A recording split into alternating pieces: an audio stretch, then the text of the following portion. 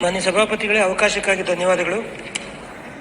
ಸರ್ಕಾರಿ ಪ್ರಥಮ ದರ್ಜೆ ಕಾಲೇಜುಗಳಲ್ಲಿ ಕಾರ್ಯನಿರ್ವಹಿಸುತ್ತಿರುವ ಅತಿಥಿ ಉಪನ್ಯಾಸಕರುಗಳು ತರಗತಿಗಳನ್ನು ಬಹಿಷ್ಕರಿಸಿ ಕಳೆದ 15 ದಿನಗಳಿಂದ ಮುಷ್ಕರ ನಡೆಸುತ್ತಿರುವುದರಿಂದ ವಿದ್ಯಾರ್ಥಿಗಳ ಪಾಠ ಪ್ರವಚನಗಳಿಗೆ ತೀವ್ರ ತೊಂದರೆಯಾಗಿದೆ.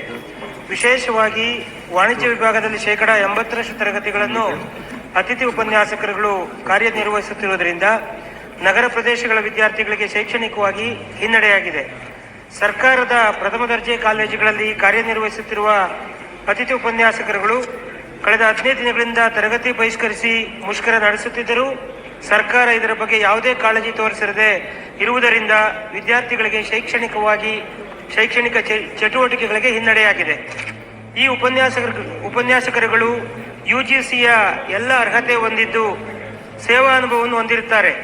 ಎಷ್ಟೋ ಅತಿಥಿ ಉಪನ್ಯಾಸಕರುಗಳ ವಯೋಮಿತಿ ಮೀರಿದೆ. ಕುಟುಂಬದ ನಿರ್ವಹಣೆ ಅವರಿಗೆ ಕಷ್ಟವಾಗಿದೆ. ಆದುದರಿಂದ ಸರ್ಕಾರಿ ಪ್ರಥಮ ದರ್ಜೆ ಕಾಲೇಜುಗಳ ಅತಿಥಿ ಉಪನ್ಯಾಸಕರುಗಳಿಗೆ ವೇತನ ಪರಿಷ್ಕರಣೆ ಮತ್ತು ಸೇವಾ ಭದ್ರತೆ ಒದಗಿಸಬೇಕು. ಬಹಳ ವರ್ಷಗಳಿಂದ ಸರ್ಕಾರ ಉಮಾದೇವಿ ಪ್ರಕರಣ ಮತ್ತು ವೃಂದ ಮತ್ತು ನೇಮಕಾತಿ ನಿಯಮಗಳನ್ನು ಉಲ್ಲೇಖಿಸಿ ಅತಿಥಿ ಉಪನ್ಯಾಸಕರುಗಳನ್ನು ಕಾಯಂ ಮಾಡಿರುವುದಿಲ್ಲ. ಇತರೆ ರಾಜ್ಯಗಳಲ್ಲಿ ಅತಿಥಿ ಉಪನ್ಯಾಸಕರುಗಳನ್ನು ಕಾಯಂಗೊಳಿಸಿರುವುದನ್ನು ಮಾದರಿಯನ್ನಾಗಿಟ್ಟುಕೊಂಡು ಈ ರಾಜ್ಯದಲ್ಲೂ ಸಹ ಅತಿಥಿ ಉಪನ್ಯಾಸಕರುಗಳನ್ನು ಕಾಯಂಗೊಳಿಸಬೇಕು.